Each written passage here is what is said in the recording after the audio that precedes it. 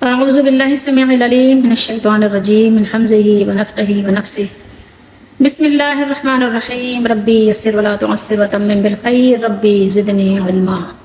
واتلو عليهم نبأ نوح إذ قال لقومه يا قوم إن كان كبر عليكم مقامي وتذكيري بآيات الله فعلى الله توكلت فأجمعوا أمركم وشركاءكم ثم لا يكن أمركم عليكم غمة ثم اقضوا إلي ولا تنظرون فإن توليتم فما سألتكم من أجر إن أجري إلا على الله وأمرت أن أكون من المسلمين فكذبوه فنجيناه ومن معه في الفلك وجعلناهم خلائف وأغرقنا الذين كذبوا بآياتنا فانظر کیف کان عاقبۃ المنذرین. 3 آیات مبارکہ ہیں، 71 سے 73. سورہ یونس ہے، 11واں سپارہ ہے. اور اے نبی آپ انہیں نوح کا قصہ سنا دیجئے جب اس نے اپنی قوم سے کہا اے میری قوم اگر تمہیں میرا قیام کا مطلب کیا ہے؟ کھڑا ہونا، ڈرانے کے لیے، اللہ کا پیغام سنانے کے لیے. اگر تمہیں میرا قیام اور اللہ کی آیتوں کے ساتھ نصیحت کرنا ناگوار ہے، و تذکیری جو تمہیں نصیحت کر رہا ہوں ناگوار ہے، تو میں نے اللہ ہی پر توکل کیا ہے. چنانچہ تم اور تمہارے شریک مل کر میرے خلاف فیصلہ کر لو، پھر تمہارا فیصلہ تم میں پوشیدہ نہ رہے، یعنی پوری قوم کو بتا بھی دو، کسی سے یہ بات مخفی نہ رہے. تو اس لیے فرمایا کہ کسی سے، یعنی اس لیے بریکٹ میں ہے کسی سے، یعنی پوری قوم کو بتا دو جو تم نے پلان کیا ہے کہ نوح علیہ السلام کے ساتھ تم کیا کرنے والے ہو. اللہ کو یعنی اللہ کے علاوہ اللہ کو تو ظاہر آپ کو پتہ ہے کہ یہ تو نوح علیہ السلام کے ساتھ ہی اللہ کی مدد ہے، لیکن اس کے علاوہ جتنی تمہاری قوم ہے سب کو جمع کر لو اور نوح علیہ السلام کے خلاف جو بھی تمہیں کرنا ہے اس کا اپنا پلان کرو اور سب کو آگاہ کر دو کہ ہم یہ کرنے جا رہے ہیں، سب آ جاؤ ہمارے ساتھ مل کر. اچھا، پھر مجھ پر تم نافذ کر دو اور مجھے مہلت نہ دو، یعنی جو تم کرنا چاہ رہے ہو اس کو کر ڈالو، ٹھیک ہے، نافذ کر دو اپنا جو بھی تمہارا پلان ہے. پھر اگر تم حق سے پھر جاؤ تو میں نے تم سے کسی اجر کا سوال نہیں کیا، میں نے تم سے کچھ مانگا نہیں ہے، مجھے تم سے کچھ چاہیے نہیں. فما سألتکم تو میں نے تم سے کوئی سوالات نہیں کیے، ٹھیک ہے، کوئی چندہ نہیں لیا، کچھ بھی نہیں تم سے جو ہے. میرا اجر تو اللہ کے پاس ہے، ٹھیک ہے. ان اجریہ الا علی اللہ، میرا اجر میرے رب پر ہی ہے، میرے مولا پر.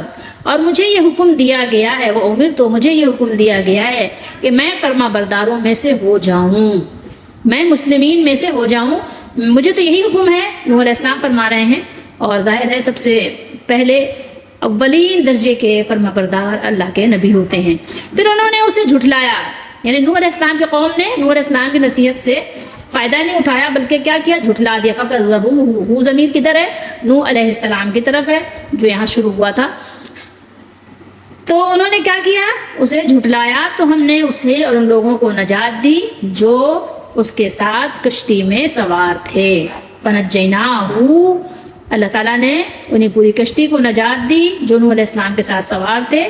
فی الفلک، فلک یعنی کشتی کی بات ہو رہی ہے. یہ واحد کے لیے بھی فلک استعمال ہوتا ہے اور جمع کے لیے بھی فلک استعمال ہوتا ہے. اور ہم نے انہیں جانشین بنا دیا. کس کا جانشین بنایا؟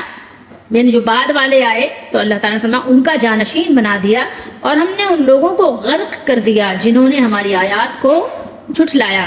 پھر اے نبی دیکھیے ان لوگوں کا کیسا انجام ہوا جنہیں ڈرایا گیا تھا، جن کو آگاہ کیا گیا تھا، تنبیہ کی گئی تھی، اللہ کے عذاب سے ڈرایا گیا تھا، تو ان کا انجام کیا ہوا کہ وہ غرق کر دیے گئے.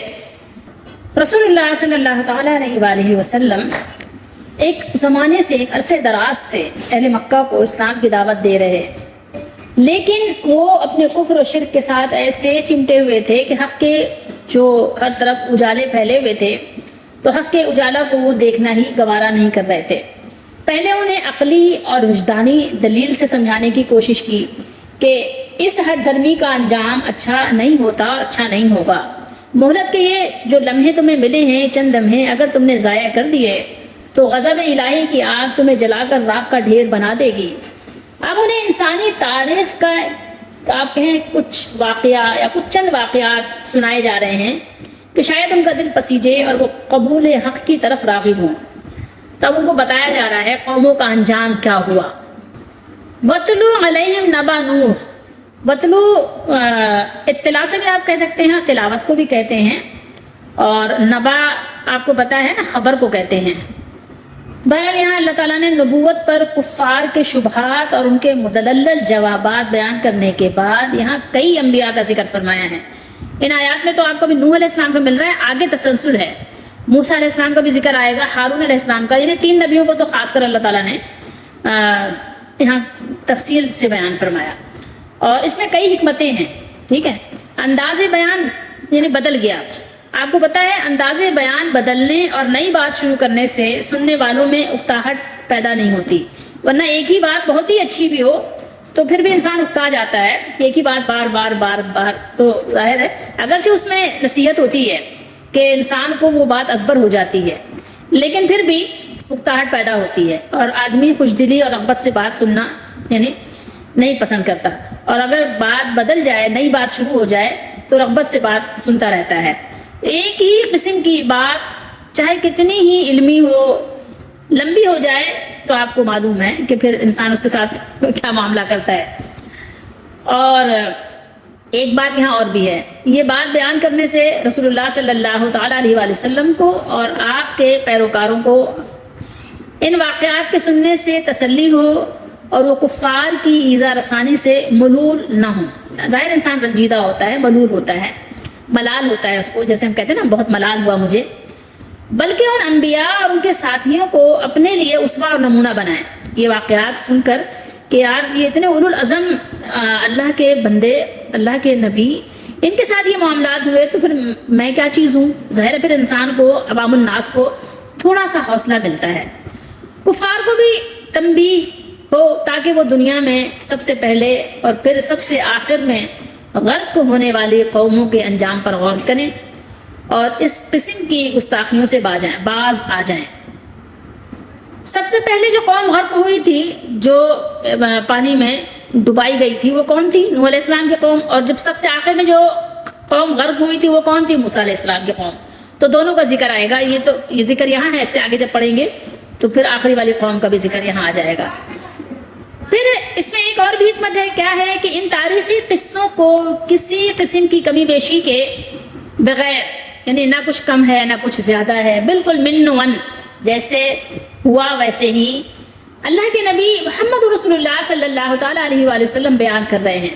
اور آپ کا بیان کرنا یہ خود اس بات کی صداقت ہے اور آپ کے نبوت کی صداقت کی دلیل بھی ہے کہ آپ نے تو کسی سے پڑھا نہیں نا، آپ کتابیں پڑھنا بھی نہیں جانتے کہ آپ نے بھائی کہیں سے کوئی کہانی کی کتاب اٹھا لی، پڑھ لیا اور وہ سنا دیا، لوگوں میں بیان کر دیا، یہ بھی نہیں ہے۔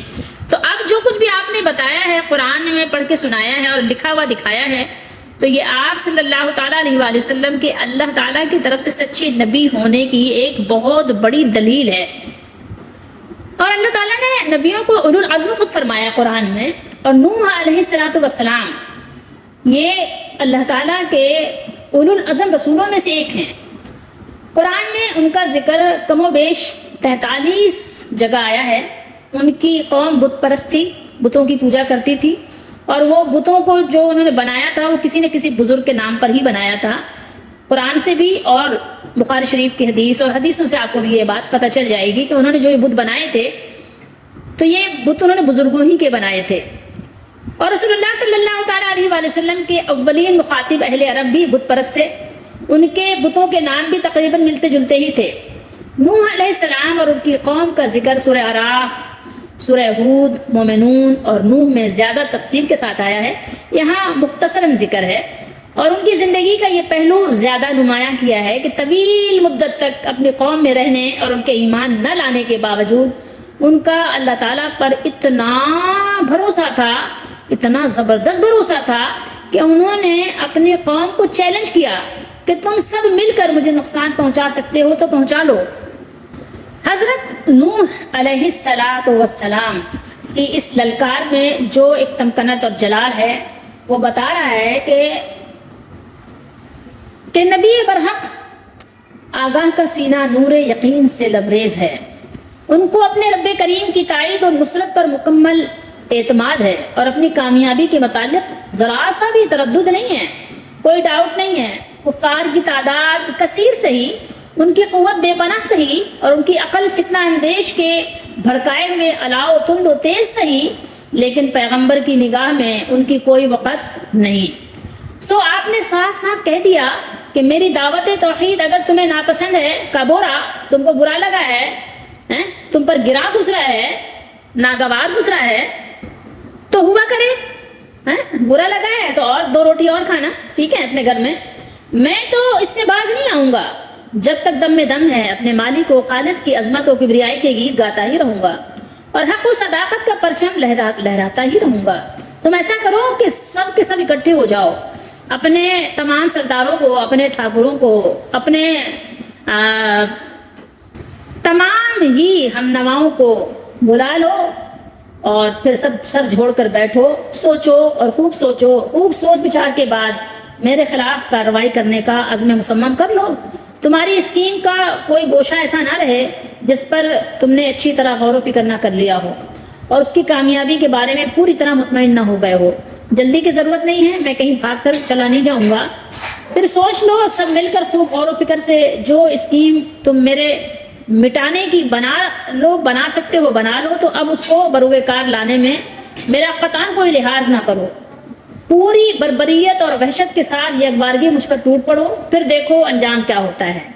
سوچئے ذرا نبی کا ایمان کتنا پختہ، کتنا کامل ہوتا ہے، سوچئے ذرا، غور کیجئے ان آیات کو تلاوت کرنے کے بعد۔ کیا ایک مرد حق آگاہ کی نگاہ جو تمہاری طرف کھول کر دیکھے، کیا تم اس کے برداشت کرنے کی تاب رکھتے ہو؟ اس کا ایک نعرہ تکبیر اللہ اکبر تمہارے مکر و فریب کے سارے قلعوں کو پیوند خاک کر دے گا، اور تم اس کا بال بھی بیکا نہیں کر سکو گے۔ ذرا سوچو، غور کرو نوح علیہ السلام کے ایمان پر، کہ اس بے سر و سامان کے پاس کون سی قوت تھی جس نے تمہاری طاقت و جبروت کو سرنگوں کر دیا۔ وہ تائید ربانی اور نصرت الہی تھی جس پر نبی کا پورا ایمان کامل ہوتا ہے۔ تو جیسے انسان کو اپنے رب کریم کی تائید اور نصرت اور یعنی اس کی طرف سے دستگیری حاصل ہو، اس کی اطاعت اور فرما برداری کرنے میں بھی انسان کی فلاح و نجات ہے۔ جو اس سے ٹکرائے گا وہ پاش پاش ہو جائے گا۔ دیکھو اسلام ایسا دین نہیں ہے کہ آپ اس سے ٹکر لے سکتے، سوچ لیں اچھی طرح۔ سچ تو یہ ہے کہ جب تک کسی داعی کو اپنی دعوت کی صداقت پر محکم یقین، اپنے رب کریم کی تائید و نصرت پر مکمل اعتماد نہ ہو، وہ کفر و باطل کی بپھری ہوئی آندھی سے ٹکرا نہیں سکتا، اور وہ بپھری ہوئی اندھی قوت سے نبرد آزما نہیں ہو سکتا۔ ایک مبلغ کی قوت اور کامیابی کا راز اسی یقین اور اعتماد پر منحصر ہے، جیسے کہ انبیاء کا تھا نوح علیہ السلام۔ یہ دعوت ہے، یہ اللہ تعالیٰ نے ہمیں سوچنے کا موقع دیا ہے۔ اس آیت کو ایک مرتبہ آپ پھر پڑھیے، ان کان کبرا علیکم مقامی و تذکیری بآیات اللہ فعلی اللہ توکلت۔ پڑھیے، بار بار پڑھیے، پھر غور کیجیے، تو قرآن کا یہ انداز بیان آپ کے دل پر ضرور اثر کرے گا، شاید کہ اتر جائے تیرے دل میں میری بات۔ پھر اگر کسی کو نبی علیہ السلام کی بات، انبیاء علیہ السلام کی بات یا قرآن کی بات سمجھ نہ آئے، اگر تم میری دعوت کو قبول نہیں کرو گے تو اپنا ہی نقصان کرو گے، میرا تو کچھ نہیں بگڑے گا۔ اگر تم نہیں مانتے تو نہ مانو، میرا کیا نقصان ہوگا؟ میں تم سے کسی چیز کا طلبگار نہیں، میں تو تم سے کوئی سوال نہیں کرتا، مجھے تو کچھ بھی تم سے نہیں چاہیے کہ مجھے نذرانے دو، میرا ہاتھ چومو، میرا سر دباؤ، میرے لیے بہترین سے بہترین تحفے لے کر آؤ، مجھے چندے دو، میرے لیے مدرسہ اچھا سا بنا دو، ٹھیک ہے، مجھے تو کچھ بھی تم سے نہیں چاہیے، بہت سارے میرے مرید بن جاؤ، میرے آگے پیچھے رہو، ہٹو بچو کرو، مجھے تو کچھ نہیں چاہیے، میں تو تمہارے یعنی کسی چیز کا طالب نہیں، میں تو تم سے کسی چیز کا طلبگار نہیں۔ مجھے اجر دینے والی ذات، مجھے اجر دینے والا میرا رب ہے، اس کے خزانے تو بھرے ہوئے، اس کے خزانے تو ذرا سا بھی کم نہیں ہوتے، جتنا بھی وہ بانٹتا ہے کم نہیں ہوتے۔ میں اس کے در کا سائل ہوں اور اتنا غیور ہوں، اور اس کے در کا سائل بہت غیور ہی ہوتا ہے، وہ کسی کا طالب نہیں ہوتا، وہ اپنے رب کا طالب ہوتا ہے بس، کہ وہ کسی کے سامنے ہاتھ پھیلانا گوارا نہیں کرتا، اس کسی کے سامنے نہیں کہتا کہ مجھے یہ دو مجھے وہ دو، وہ صرف اپنے رب کریم کا فقیر ہوتا ہے۔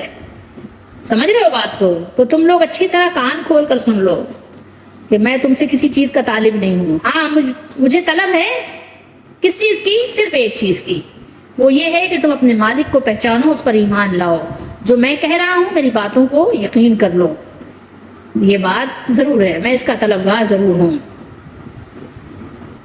ایک چیز اور غور کرنے کی ہے کہ کفار مکہ کو تو یہاں بتایا جا رہا ہے، لیکن اس کے ساتھ ساتھ تمام لوگوں کو بتایا جا رہا ہے کہ حضرت نوح علیہ السلام نے اپنی قوم کو بہت سمجھایا لیکن وہ باز نہ آئے، تو ان کا انجام یہ ہوا کہ طوفان آیا اور ان تمام نافرمانوں کو جو اللہ کے باغی تھے ان سب کو کیا کیا؟ برباد کر دیا، خس و خاشاک کی طرح بہا لے گیا اور ان کا نام و نشان بھی باقی نہ رہا۔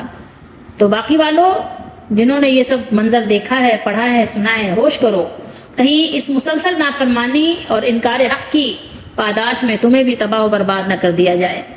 اپنا انجام خود ہی سوچ لو کہ اگر اس مالک کو نہیں پہچانا اور اس کو جس طرح ماننے کا حق ہے ادا نہ کیا اور دنیا میں ہدایت کو قبول نہ کیا تو یہ انجام دنیا میں بھی ہو سکتا ہے، اور اگر دنیا میں اس انجام سے بچ بھی گئے تو آخرت میں تو بہرحال خسارہ ہی خسارہ ہے۔ ایک چیز یہاں پر قابل غور ہے کہ عوام الناس، ہم جیسے لوگ جن لوگوں کی صحبت پہ رہتے ہیں نا، ان کے اثرات کو قبول کرتے ہیں، لیکن انبیاء علیہ السلام کی شانیں بہت بلند ہیں، ان کو اپنی قوم کی صحبتوں کا اثر نہیں ہوتا بلکہ وہ اپنا اثر ڈالتے ہیں اپنی قوم پر۔ آپ دیکھیں نوح علیہ السلام کتنا زمانہ رہے اپنی قوم کے ساتھ، لیکن ان کا اثر قبول نہیں کیا کہ وہ بت پرستی کر رہے ہیں، تو نوح علیہ السلام کے اندر بھی کوئی اثر ہوا ہو اس کا، یا کبھی وہ اس سے متاثر ہوئے ہوں، یا کبھی ان کے ساتھ انہوں نے یعنی ایسے کوئی اپنا رسم و رواج جاری رکھا ہو کہ کوئی شرکت کی ہو یا کوئی پسندیدگی کا اظہار کیا ہو، کچھ بھی نہیں، بالکل ہر طرح سے ان کے معاملات سے بائیکاٹ ہے۔ آپ دیکھیں نا کتنے یعنی خوبصورت کلمات ہیں، کیا خوبصورت انداز ہے، اتنے عرصہ قوم میں رہنے کے باوجود چیلنج کر رہے ہیں کہ بلا لو اپنے تمام بزرگوں کو، اپنے تمام بابوں کو، دیکھو تمہارے بزرگوں میں نہیں مانتا، جن بزرگوں کو تم نے بت بنائے ہوئے ہیں میں ان کو نہیں مانتا، میں نہیں مانتا، تو تم ان کو بلا لو، دیکھو یہ میرا کیا بگاڑ سکتے ہیں، بزرگوں کو نہ ماننے کا میرا کیا انجام ہو سکتا ہے، کرو۔ تو میں تو تمہیں چیلنج کر رہا ہوں، آپ ذرا غور کیجئے کہ اتنا عرصہ اپنی قوم میں رہے اور وہ بت پرست تھی، اس کے باوجود اللہ تعالیٰ پر اتنا کامل بھروسہ کہ اپنی قوم کو چیلنج کیا کہ تم سب مل کر مجھے نقصان پہنچا سکتے ہو تو پہنچاؤ، آؤ۔ یہ فاجمعوا امرکم، اس کا آپ ذرا غور کریں کہ بعد افعال سے کیا ہے؟ امر کا صیغہ ہے، جیسے اجمعت علی الامر، یعنی میں نے فلاں کام کا پکا ارادہ کر لیا۔ وشرکاءکم مفعول معہ ہے، یہاں جو واو ہے نا وہ بمعنی کیا ہے؟ بمعنی مع ہے، مع غمتن، پوشیدگی کے معنی میں ہے، چنانچہ کہا جاتا ہے نا غم علی فلان الامر، فلاں شخص پر معاملہ مخفی اور پوشیدہ رہا، یعنی نوح علیہ السلام نے یہ ظاہر کرنے کے لیے کہ وہ پوری قوم کی اور ان کی جہالت سے بنائے ہوئے جو یہ بت ہیں خداؤں کی ذرہ برابر وقت نہیں سمجھتے، اور ان کا اپنے رب پر اتنا توکل ہے کہ وہ ان کی کسی سازش سے نہیں ڈرتے، سب کو صاف چیلنج کیا کہ اگر میرا تم میں رہنا اور نصیحت کرنا تم پر بھاری ہے اور تم سمجھانے سے سمجھنے پر کسی طرح تیار نہیں، تو اپنے بتوں کے ساتھ مل کر جنہیں تم جہالت اور بے شرمی سے اللہ تعالیٰ کا شریک قرار دیتے ہو، میرے خلاف جو سازش میرے قتل یا نقصان پہنچانے کی یا ایذا کی کر سکتے ہو کر لو، مجھے کوئی فکر کوئی ڈر نہیں۔ ہمارے یہاں کیا ہوتا ہے، ہم کہتے ہیں مصلحت سے کام لو، حکمت کا تقاضا یہ ہے کہ یعنی ان کے ہاں میں ہاں ملاؤ، ان کے ساتھ شامل ہو جاؤ، شریک ہو جاؤ۔ ثم لا یکن امرکم، یعنی میرے مار ڈالنے کا جو منصوبہ تیار کرو اس پر اچھی طرح غور کر لو تاکہ اس کا کوئی پہلو تم پر ڈھکا چھپا نہ رہے، پھر میرے ساتھ جو کرنا چاہتے ہو کر گزرو اور مجھے مہلت نہ دو۔ ان آیات سے نوح علیہ السلام کی انتہا درجے کی شجاعت، یعنی نبی علیہ السلام کتنے بہادر ہوتے ہیں، کتنے بہادر ہوتے ہیں، ذرا سوچیے اور اپنی بہادری پہ بھی غور کیجیے۔ اللہ تعالیٰ پر کمال توکل، مخلوق سے کلی استغنا، کسی کی کوئی پرواہ نہیں اللہ کے مقابلے میں، غور کیجیے، اور فریضہ رسالت کی نہایت طویل مدت تک بغیر وقفے یا اکتاہٹ یا تھکاوٹ کے مسلسل ادائیگی، اور اس کے دوران آنے والی ہر تکلیف، طعن اور تشنیع اور استہزاء کو کمال صبر سے برداشت کرنا، کیا ظاہر کر رہا ہے؟ آپ خود اندازہ لگائیں، خود سوچیں۔ ہمارے نبی صلی اللہ تعالیٰ علیہ وآلہ وسلم کو بھی حکم ہوا کہ ان اولو العزم پیغمبروں کی طرح صبر کیجیے۔ سوچئے ذرا، غور کیجیے کیسے کیسے ان پر تکلیفیں پیش آئیں، کیسے کیسے حالات تصور سے ہمارے رونگٹے کھڑے ہو جاتے ہیں، پسینہ آ جاتا ہے اگر ہم تصور کریں تو۔ اول بات تو ہم نے تصور کرنا کیا پڑھنا ہی چھوڑ دیا ہے، تو تصور کیا کریں گے؟ ورنہ اگر آپ پڑھیں تو آپ کا بدن کانپ جائے۔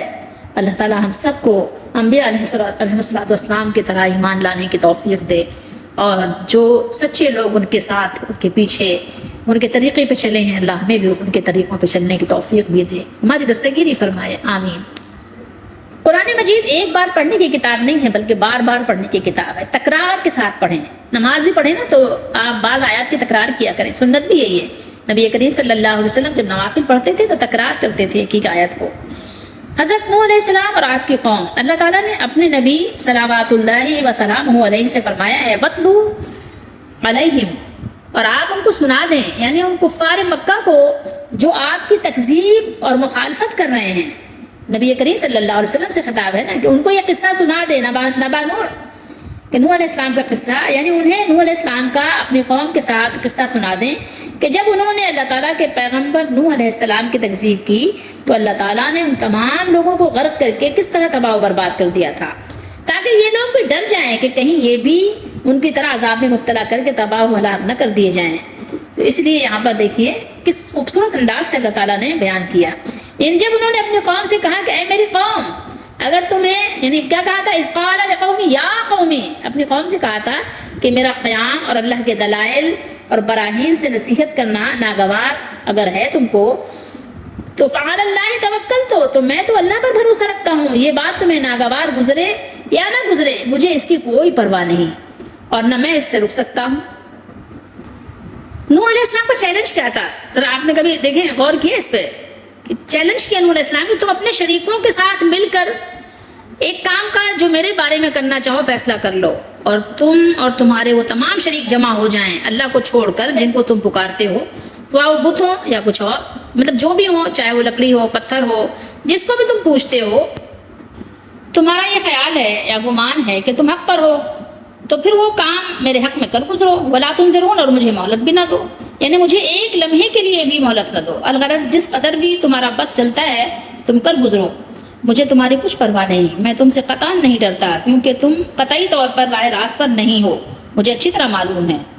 جیسا کہ ہود علیہ السلام نے اپنی قوم سے کہا تھا انی اشہد اللہ واشہد انی بریء مما تشرکون، یہ سورہ ہود میں ہے، یقیناً میں اللہ کو گواہ کرتا ہوں اور تم بھی گواہ رہو کہ جن کو تم اللہ کا شریک بناتے ہو، بے شک میں ان سے بیزار ہوں جن کی اللہ کے سوا تم عبادت کرتے ہو، پکارتے ہو، حاجت روا سمجھتے ہو، تم سب مل کر میرے بارے میں جو تدبیر کرنی ہو چاہو کر لو، اور مجھے مہلت نہ دو، بے شک میں اللہ پر جو میرا اور تمہارا سب کا رب ہے بھروسہ رکھتا ہوں۔ تو یہ بات ہے، یہ انبیاء کا ایمان ہے۔ اسلام ہی تمام انبیاء علیہ السلام کا دین ہے، اور انہی کے راستے پہ چلنے کی ہمیں دعوت دی گئی ہے، ہمیں حکم دیا گیا ہے۔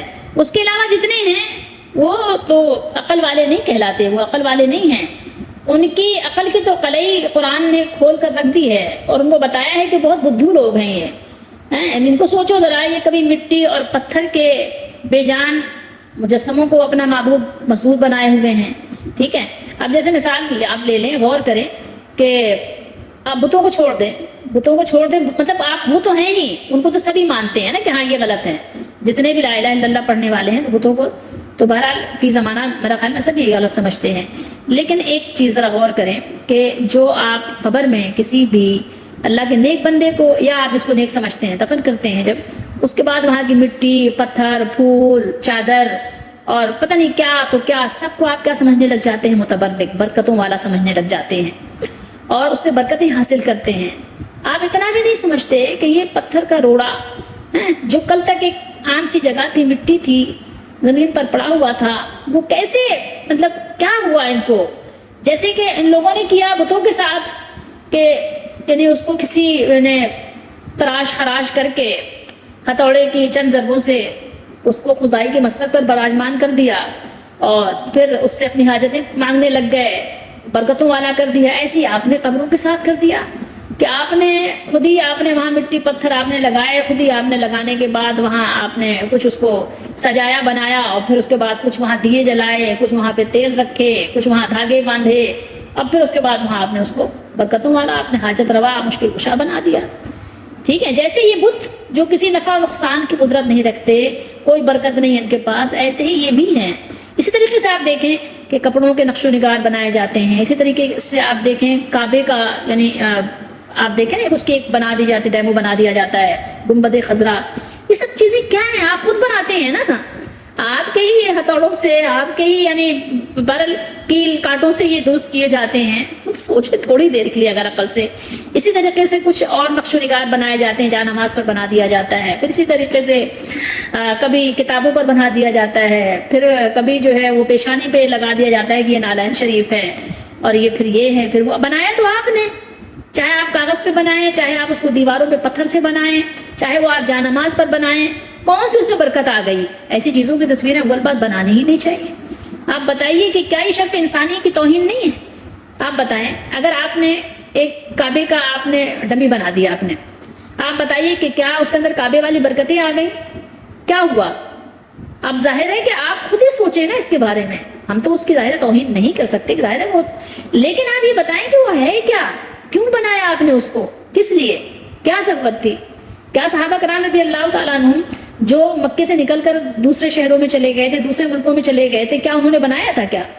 کیا انہوں نے کعبے کی ایسی یعنی تصویر بنا کر محبت میں کیا تعظیم و تکریم انہوں نے کی تھی؟ کیا بتائیے نا، آپ سوچیں۔ عبادت تو تعظیم و تکریم کا سب سے بلند مقام ہے، اور یہ اسی کے لیے زیبا ہے جس کا احسان اور انعام تمام احسانات اور انعامات سے اعلیٰ اور برتر ہو، جیسے زندگی ہے، عقل و قدرت ہے، اور دنیاوی اخروی منافع اور فوائد، یہ سب چیزیں تو اللہ وحدہ لا شریک کی عطا فرمودہ ہیں۔ اس لیے اس کے بغیر اور کون ہے جس کو ہم الہ سمجھیں، یا جس کو ہم اس لائق سمجھیں کہ ہم اس کو پکاریں، اس کو حاجت روا سمجھیں، اس کو دور نزدیک سے پکاریں، اس کے سامنے جھکیں، اس کو چومے چاٹیں؟ کون ہے؟ اللہ کے نبی صلی اللہ علیہ وسلم کی تو تعلیمات ہے ہی نہیں۔ جب نبیوں کی تعلیمات نہیں ہیں تو پھر بتائیے نبیوں کا دین کیا تھا؟ اسلام تھا، اور اسلام میں ان چیزوں کی گنجائش ہے ہی نہیں۔